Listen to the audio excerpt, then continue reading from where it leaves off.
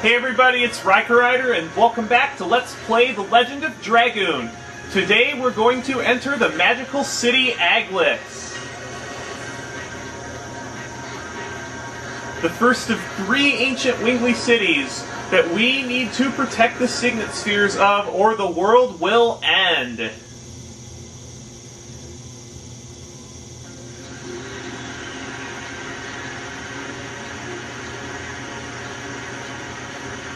Wow, there's a lot of magic creating the space in here, because not only is there enough magic to split the sea, but there's enough magic to create this gigantic air bubble underneath the ocean where this buried city is.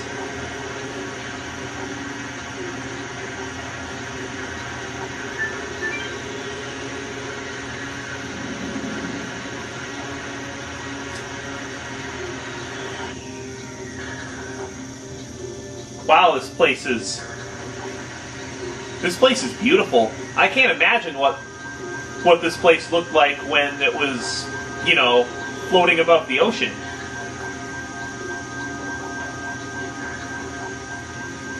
If they were to go a direction with the plot in this game for a second Legend of Dragoon, which has been in the works and cancelled multiple times, then it would almost have to be a prequel during, like, the Dragon campaign.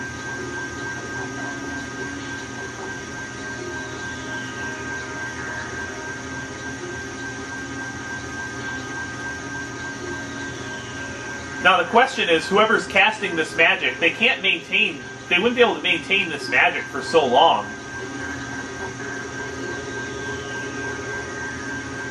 So, yeah, we kind of have to go through this place quickly. Not just the pressure of, you know, Zeke. And this is why you can't go back once you get in here, is because the route is closed.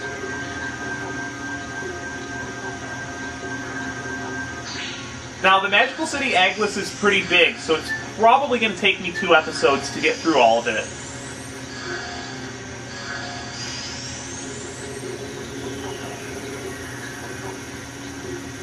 I really think the music for this place is pretty cool, too. Okay, remember this door and this intersection for later, because I'm going to be coming back here off-screen.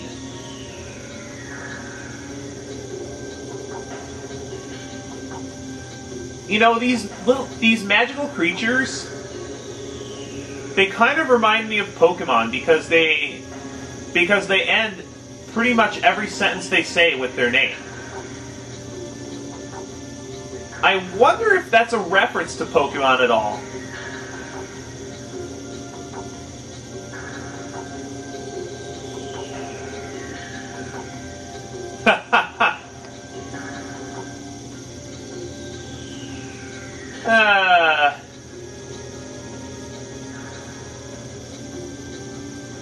Wow.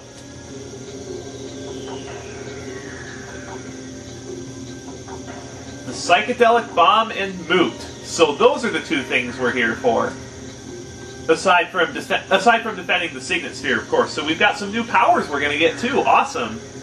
We're going to need them.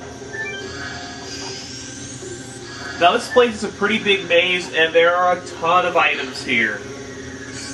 Get a burnout here, and you're gonna have to carry so many items here that you're inevitably gonna have to throw a bunch out. Get a gushing magma here. There's a lot of intersections and branching paths here too, and a lot of them. Oh, this isn't correct. I should have taken that teleporter that I passed up. This place is so confusing, I don't even remember all the paths. Jeez, that was quick. The encounter rate around here can get pretty annoying too. We got some new... Oh, we got 1 new enemy. What is this guy? I don't remember seeing him. What is this? Oh, Minotaur. I believe this guy is pretty rare. Yeah, he's pretty rare.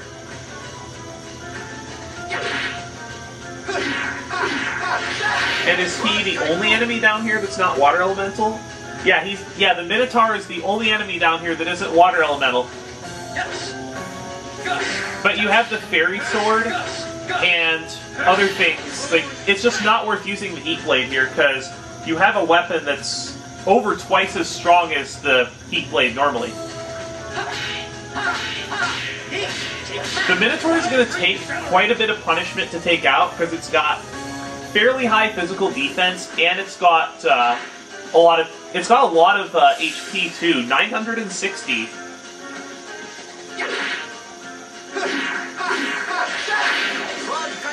The reason why I'm using Al here is because I really want to get his Rod Typhoon edition finished and start working on Gust of Wind so I have a chance at getting his final edition. I might not be able to get it though.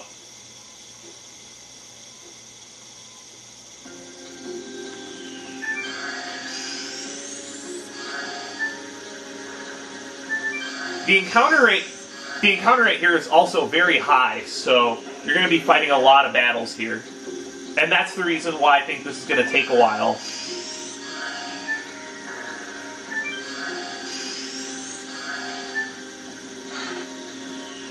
Get a magical hat here that raises maximum MP by 50%, and I believe it gives a lot of magic attack as well.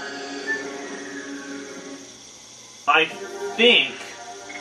Who do I want to give that to?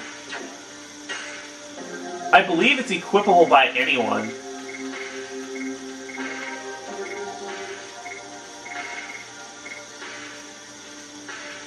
Yeah, it has basically the same stats as the Dragon Helmet, but gives extra magic defense. I think I'm going to give that to Al, just because he needs the magic defense here. Yeah, I'm definitely going to do that. It lowers his physical defense a little bit, but that's one of his strong points, so I think we can sacrifice a little bit of that to make him less squishy against magic.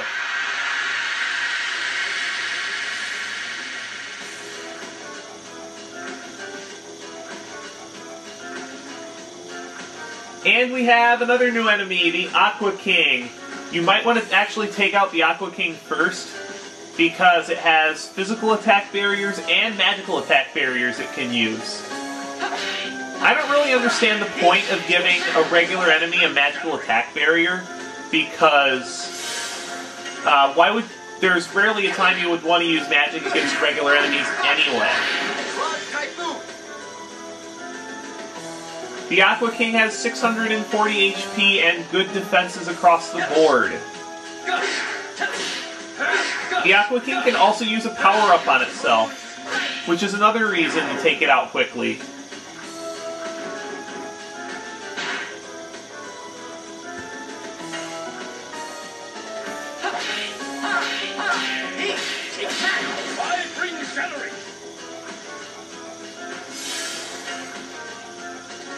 I think I'll be in pretty good shape for the endgame if I can get Hatchel's 5-ring Shattering or Hex Hammer up a couple levels. I think I'm going to work on 5-ring Shattering because it's easier to perform, and Hex Hammer gives so little SP. It gives even less SP than Moonstrike.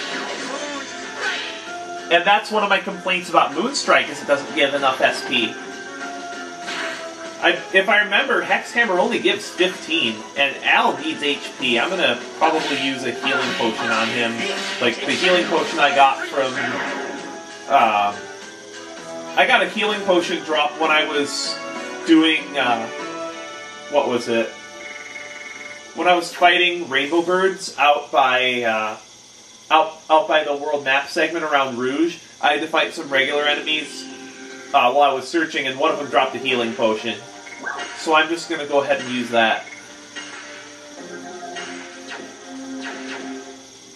Because no one else really needs that.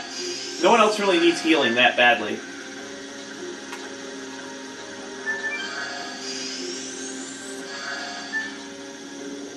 Unfortunately, the teleporter mazes later in Aglis get a lot worse.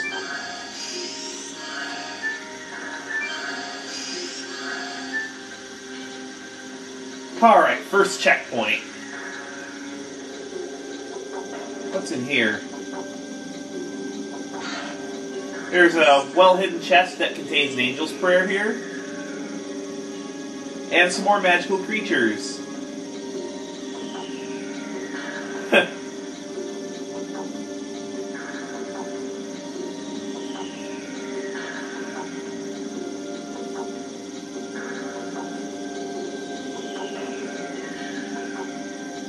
How are we going to become the source of power for the bomb? You guys aren't going to tell me, are you? Yeah, they would be pretty irritating, since they don't give any useful information.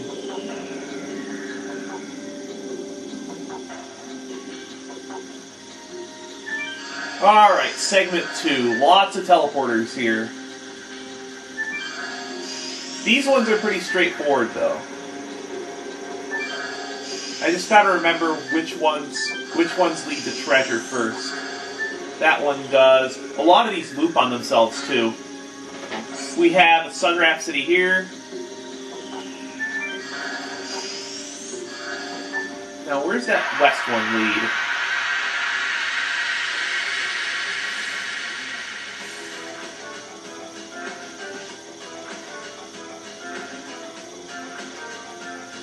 And what do we have here? This is a new enemy as well. Scud Shark, I think it's called? No, Stern Fish. They're good for practicing your additions because they have physical attack barriers they put up from time to time. The only dangerous thing about them is that they can use Fatal Blizzards.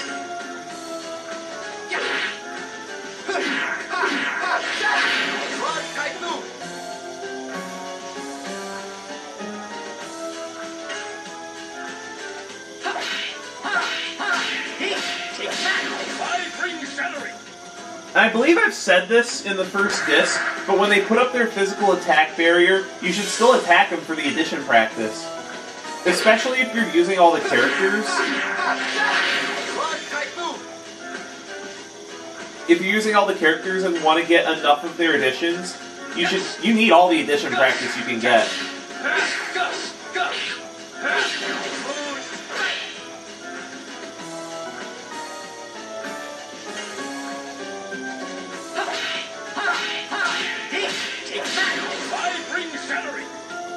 I used to think when I first started playing this game that when you maxed the final edition, you know, like the penultimate edition, the one that requires 6 or 7 hits, that's when you got the final edition. But no, you have to max all of them.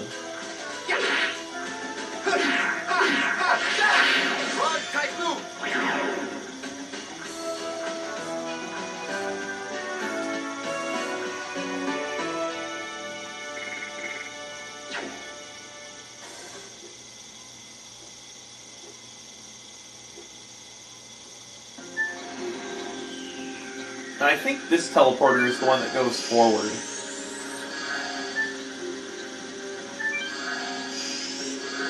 Yeah, that's it. What are you? More magic creatures.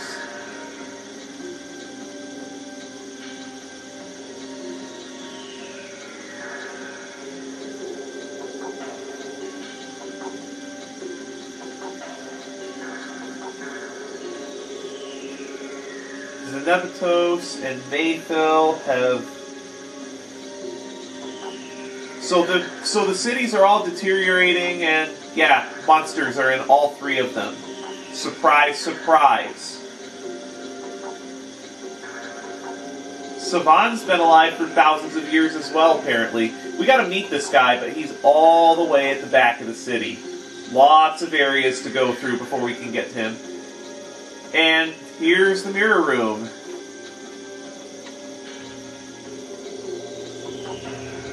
No, I don't believe there are any treasures in here. No, there aren't. Alright, third area. This place is more of a maze than the other areas.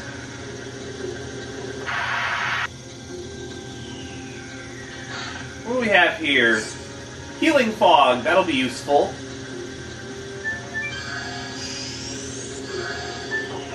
That's the way forward, though. I don't want to go that way quite yet. Or not. Yay! My memory is poor. You know, one of these days you're going to be able to buy RAM for your brain. They'll make it work somehow, just give it a few dozen years.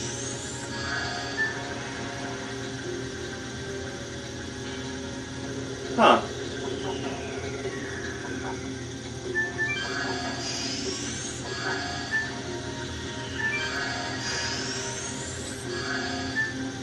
I know there's something valuable in that chest. Aha!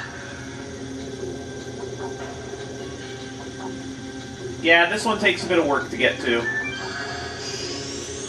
But it is well worth it. Healing Rain!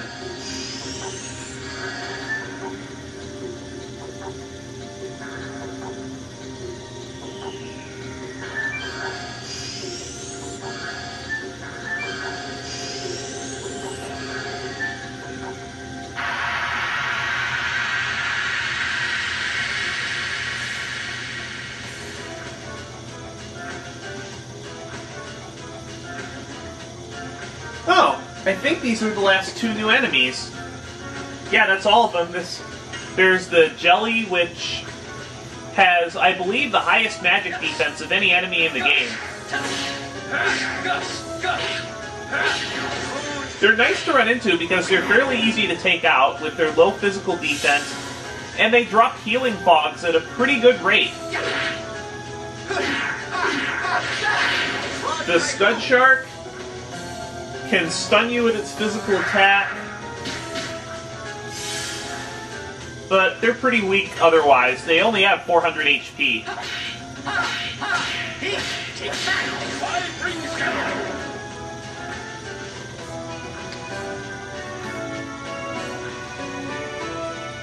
Oh, cool, we even got a healing fog. I wonder how I'm doing on inventory space, because I've been picking up a lot of stuff. Is this the one that moves us forward? Nope. Those two just loop on themselves. There's the one that moves us forward.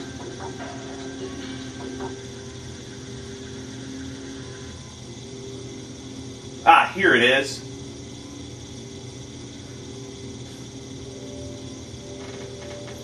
Savon's here. There you are. A Wingly faded to wait.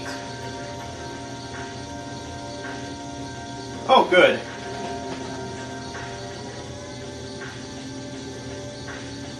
What do you got for us?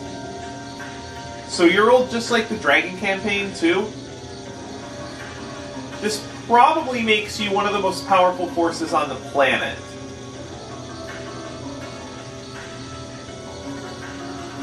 Wow.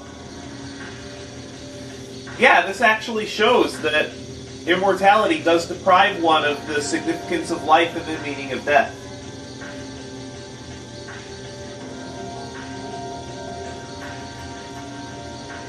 So the study is the Psychedelic Bomb.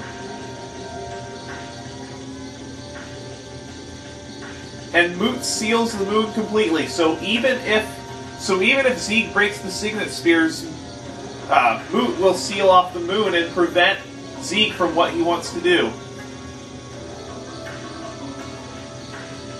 Courage?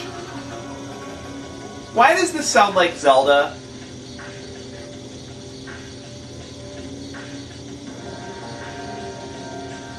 Well, it's not enough. Maybe if we add our courage to yours, it'll be enough to create the Psychedelic Bomb.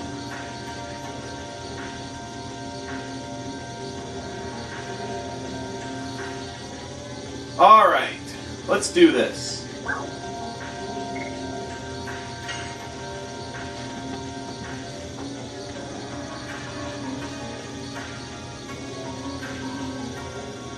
Lulu? I don't know if Lulu is a reference to Final Fantasy X either, because I'm not sure if... did Final Fantasy X come first, or did this game come first? It might just be coincidence, because The Legend of Dragoon was 1999 in Japan, and Final Fantasy X, I think, was 2000. I'm not entirely sure, though. I mean, I know a lot about video game history, but not as much as you think. Okay. There are 7 daises that each represent, like 7 daises that are color-coded for each of the party members. Color-coded for your convenience!